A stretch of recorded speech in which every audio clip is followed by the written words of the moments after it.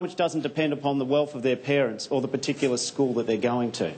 And by the same token, we're very committed to restoring public TAFE and making sure that our universities don't become unaffordable for middle-class and working-class kids with $100,000 degrees. Joining me now to discuss the debate and the week is Labor frontbencher Amanda Rishworth, who's in our Adelaide studio, and the LNP's Dr Andrew Laming in Brisbane. Welcome to you both. We heard differing pitches there from the leaders. Amanda Rishworth, can I start with you? What was the take-out message for you? Well, to me, the take-out message really was that Bill Shorten wanted to really talk about his plan for the future, and we have been working on many policies. In fact, there's 100 positive policies, so we probably couldn't get through them all tonight, but 100 positive policies about how we want to make Australia a fairer place, but also importantly have a vision for the future and an economic plan for the future. So I think Bill really was pitching to ensure that our positive plan was put against the government's plan, which really seems to be focused on vested interests. Dr Laming. Well, obviously Australians are looking for a strong and new economy. We don't want 100 policy ideas. We tried that with Kevin Rudd and look where it left us.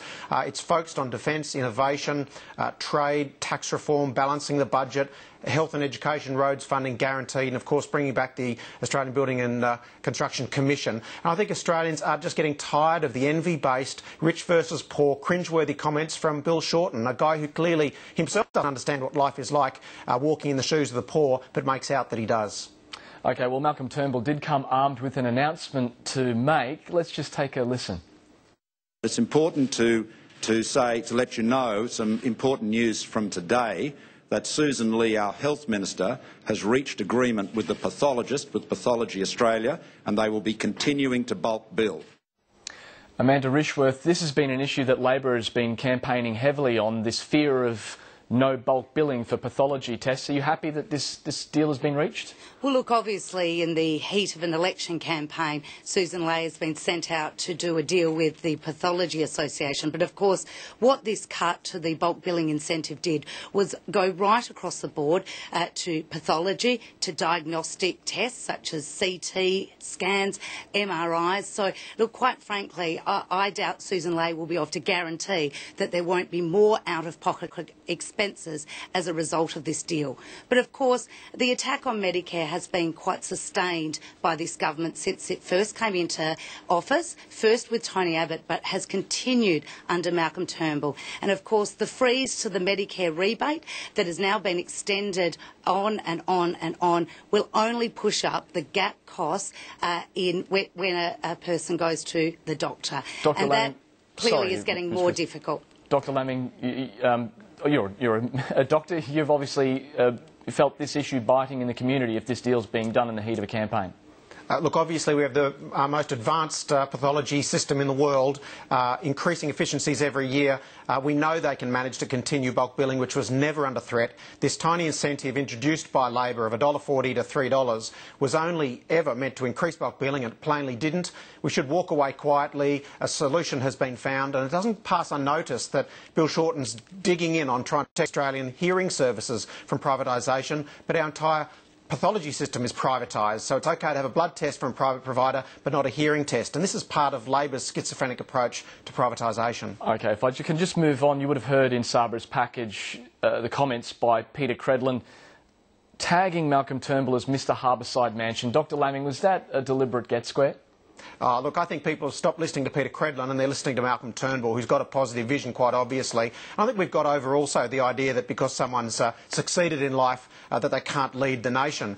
This is a Prime Minister who understands the private sector, the new economy, the innovation we have to move forward into. And in fact, Labor's plan today to introduce scholarships for graduates of IT and engineering to go back and be teachers on salaries starting as low as $60,000 is doomed to fail. I mean, Labor doesn't understand that it's teachers needing to do maths majors we need. We need secondary students taking up math as a subject. Just on the Peter Credlin issue, though, your fellow Queensland Liberal MP Warren Ench said today that Peter Credlin's comments were sour grapes and it just confirms her nasty streak. Is that your experience? Of course not. She was a great chief of staff. Ultimately, she isn't any longer, and I think we're down to a couple of % of people listening to her comments in this campaign. Amanda Rishworth, Labor's policy to restrict negative gearing to new homes. On the Labor website, it's under the heading Housing Affordability. How does restricting negative gearing make housing more affordable? Well, of course, what Labor has said is that we will restrict negative gearing to the new construction. And, of course, what that does is ensure that there is a focused investment on supply of housing. Of course, under Labor's policy, it has been very clear that economists and well-renowned economists said that there will not be a drop in housing prices. But what we will see is we won't see at auctions first-time home buyers having to compete with property speculators who are getting tax concessions and buying perhaps their 5th, 6th, 7th home. But for housing to become more affordable, prices would have to fall, wouldn't they? That just stands to reason? Well, no, not at all. Over time, what we won't see perhaps is this investor speculation that leads to real bubbles in the market and really pricing at an auction many young people out of the housing market. Now, but if prices don't fall, how does it become more affordable? You're not raising their incomes, are you? Well, what we're saying is that over time, we will not see the huge investor bubbles that we do see as a result of these very generous tax concessions that are given predominantly the majority to the top 10% of earners. And also over time, what we've said is we want to see a focus on supply. That is why we have said when it comes to negative or restrictions around negative gearing that we want to focus on new housing.